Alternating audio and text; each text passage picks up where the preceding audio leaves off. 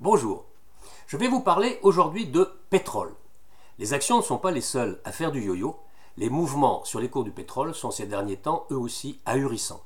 Voici quelques explications. Aux environs de 59 $, le WTI perd 2% depuis le début de l'année, mais gagne toujours 11,5% sur un an. Le Brent, aux alentours de 62,40, perd 6,3% depuis le 1er janvier, mais gagne 12,3% sur un an. Actuellement, les cours se stabilisent après une correction importante.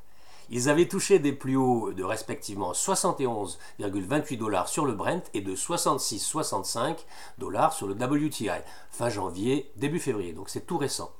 Des niveaux records, cela dit, depuis la fin 2014 et la mi-2015, respectivement. Mais la semaine dernière, le WTI a chuté de 10,1% et le Brent de 8,9% sur fond de correction boursière, je vous en ai parlé, et de hausse de l'offre du pétrole. Ils ont ainsi effacé 2 mois de hausse. Voilà pour le résumé des événements récents, des mouvements.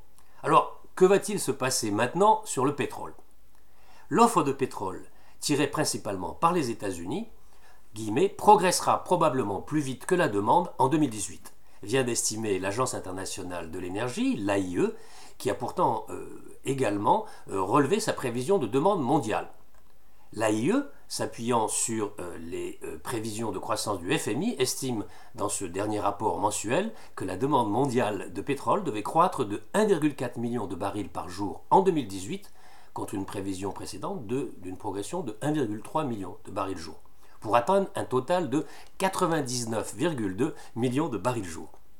Mais attention, ce relèvement de prévision de la demande ne devrait pas permettre d'absorber l'augmentation de l'offre provenant de l'exploitation par les États-Unis des hydrocarbures non conventionnels. Ce sont les fameux pétroles de schiste. Selon l'AIE, les États-Unis pourraient même devancer l'Arabie saoudite qui s'est engagée avec les autres pays de l'Organisation des pays exportateurs de pétrole, l'OPEP, et une dizaine d'États, dont la Russie, à réduire sa production. Pourquoi ? Pour faire grimper les prix. Mais la hausse des cours entraînée par les accords depuis début 2017, qui ont été reconduits, a aussi permis aux producteurs indépendants américains de relancer leur exploitation de pétrole de schiste, qui ont explosé. Depuis novembre, la production américaine de brut a connu une croissance colossale, souligne l'AIE, avec 846 000 barils jour de plus produits chaque jour. La production de pétrole aux États-Unis devrait ainsi augmenter à un record de 10,6 millions de barils jour en 2018 et de 11,2 millions de barils jour en 2019, contre 9,3 millions de barils jour en 2017. C'est donc surtout cette production américaine qu'il va falloir surveiller de près, et qui vient bouleverser le jeu de l'offre et de la demande et va peser sur les cours à nouveau. Ce qui, pour nombre d'analystes, ne laisse pas un gros potentiel d'appréciation pour l'or noir. Ainsi, Goldman Sachs vient de relever ses prévisions moyennes pour 2018 pour le WTI à 62 $ pour le Brent et 57,50 pour le WTI.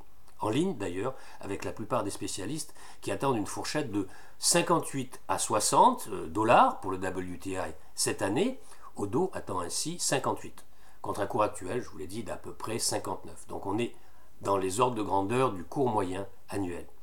Alors, gardez un œil sur les cours du pétrole, sur les cours du brut, et bon trade. À bientôt pour de nouvelles news du chalet.